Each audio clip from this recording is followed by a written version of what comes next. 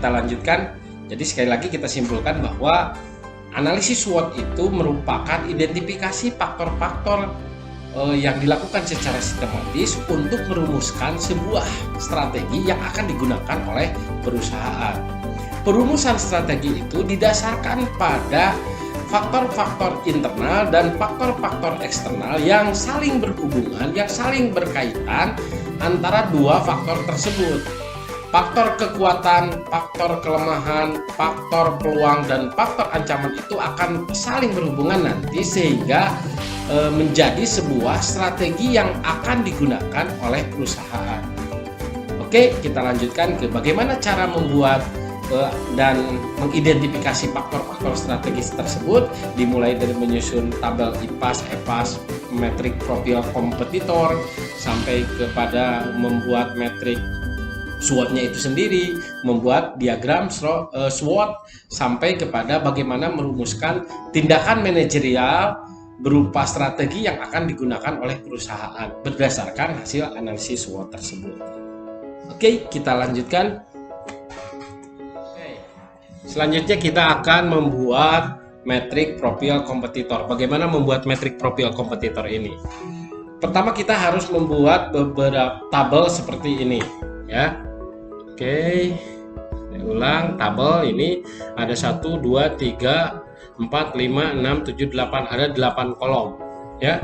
Membuat 8 kolom, kita akan memetakan bagaimana posisi perusahaan dibandingkan dengan pesaing kita. Ini kolom kita, ini perusahaan kita, ini pesaing A, pesaing B, ya. Nah, boleh memunculkan pesaingnya lebih dari 2, boleh saja, terserah, ya. Kalau saya contoh, ini sekedar memberikan contoh, kita membuat pesaing A, pesaing B. Pesaing itu adalah perusahaan atau produk yang sejenis, yang sama, ya, yang sama.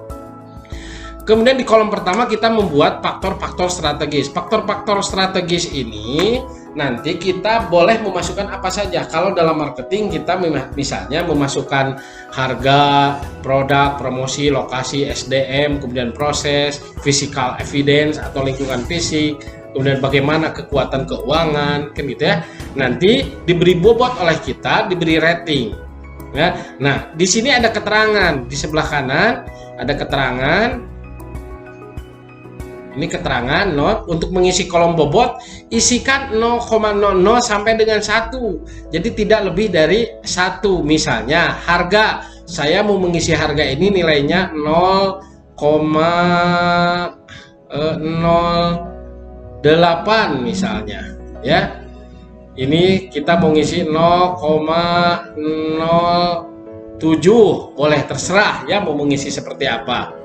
Bobot ini akan sangat berkaitan dengan seberapa besar pengaruh faktor-faktor strategis itu terhadap positioning perusahaan maupun di pasar. Misalkan pasar di Garut lebih condong memperhatikan itu harga, bukan kepada produknya.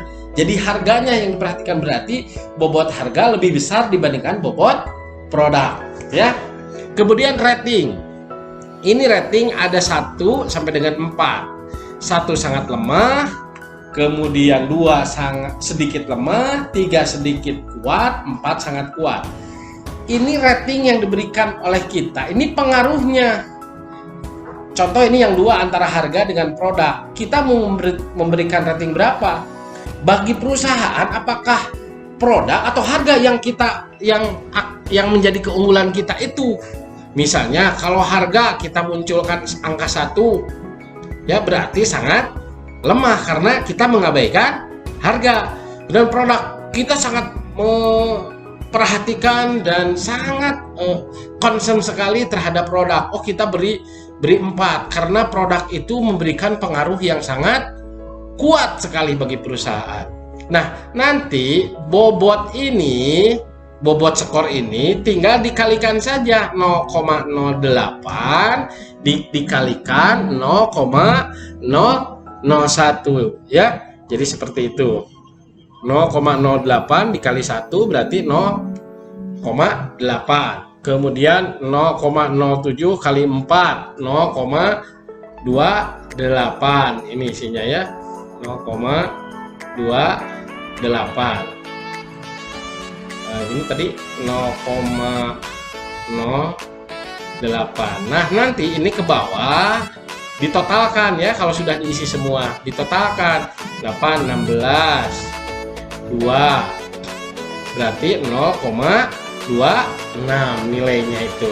Nah, kita bandingkan dengan pesaing kita, pesaing A maupun pesaing B, sama, nggak usah memberikan bobot lagi karena bobot ini sudah menjadi ukuran, indikator ukuran seberapa besar pengaruhnya dan yang paling utama diperhatikan di dalam lingkungan pasar. Nah, kita hanya tinggal memberikan rating saja.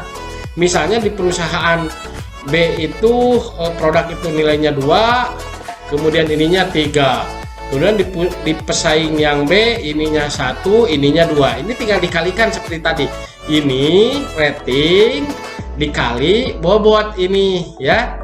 Jadi dikalikan. Berarti 0,16. 0,07 dikali 3 misalnya 0,07 dikali 3 berarti 0,21.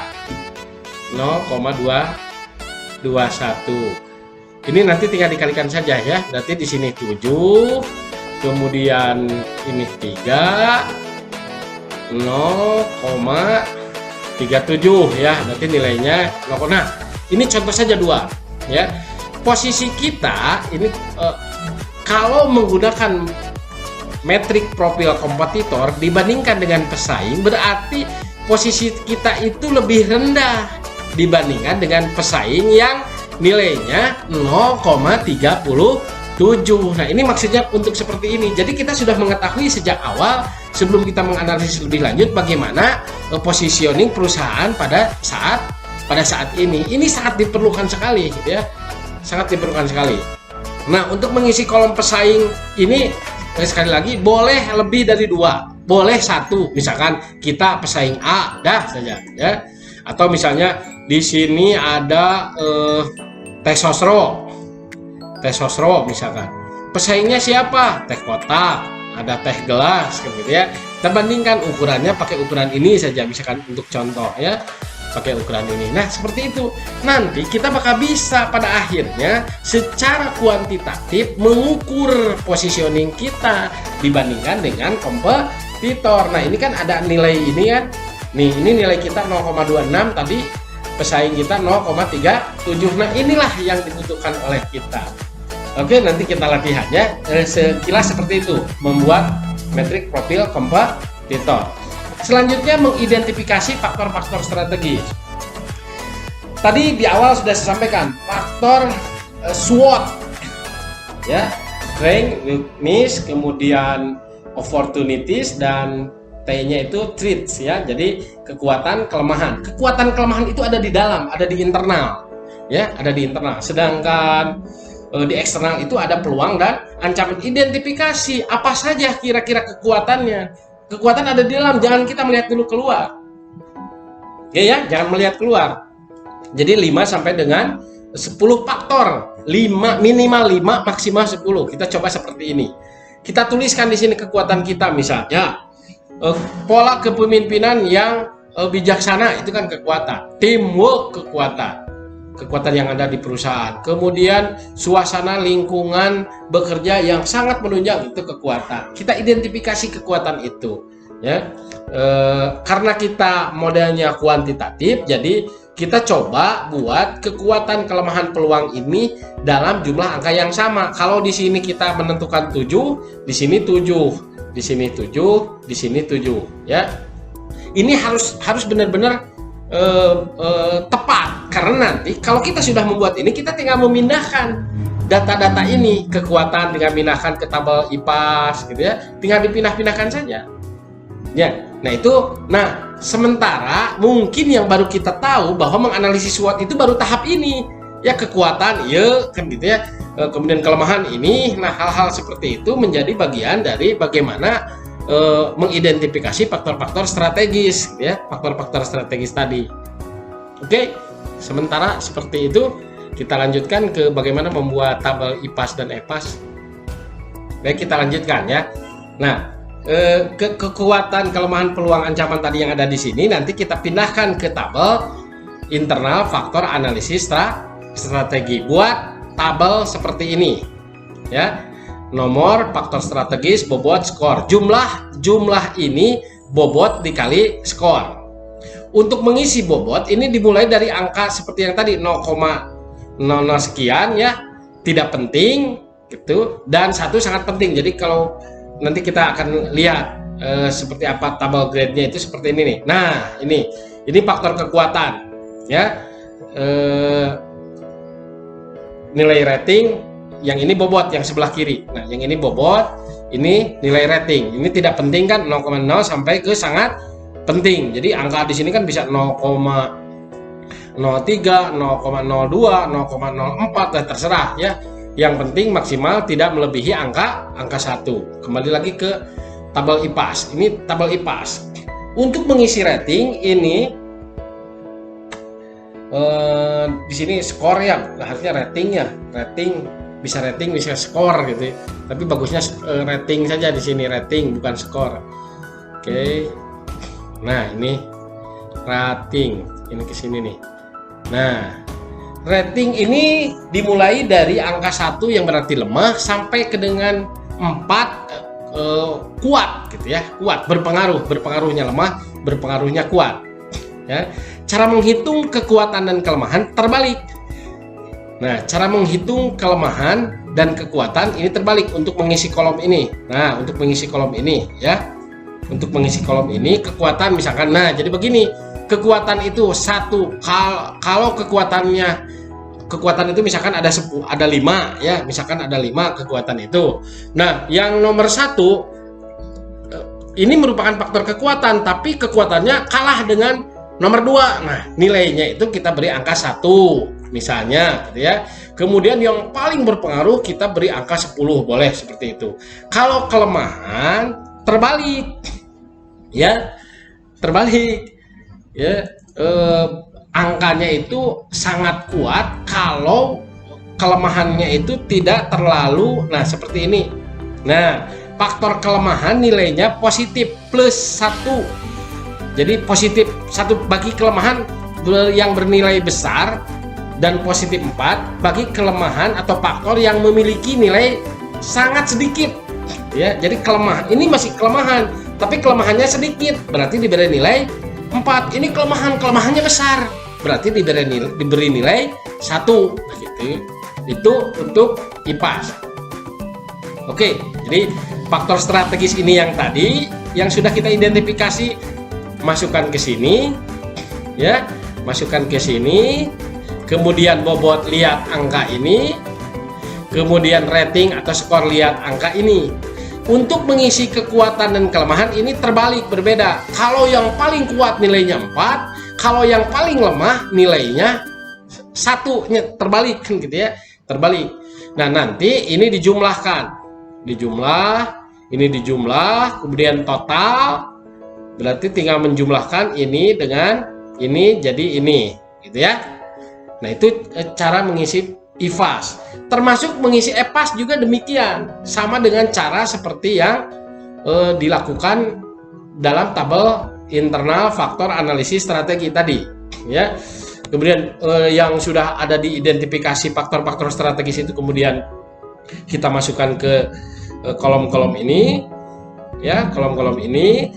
Kemudian bobotnya kita lihat ke sini, kemudian skor atau ratingnya kita lihat ke sini ya, lihat ke sini. Peluang sama seperti kekuatan, nilainya positif, trennya positif gitu. Positifnya ke kanan, positifnya ke kiri. Yang ancaman, nah ini yang agak terbalik itu di ancaman. Faktor ancaman nilainya positif, dimulai dari angka 1 sampai dengan 4 ya. Bagi ancaman yang bernilai besar nilainya 4. Bagi faktor ancaman yang memiliki nilainya sangat terbalik tadi. Nah, saya juga kan sering terbalik. Jadi bagi ancaman yang nilainya ini, bagi ancaman yang nilainya Oke, sebentar.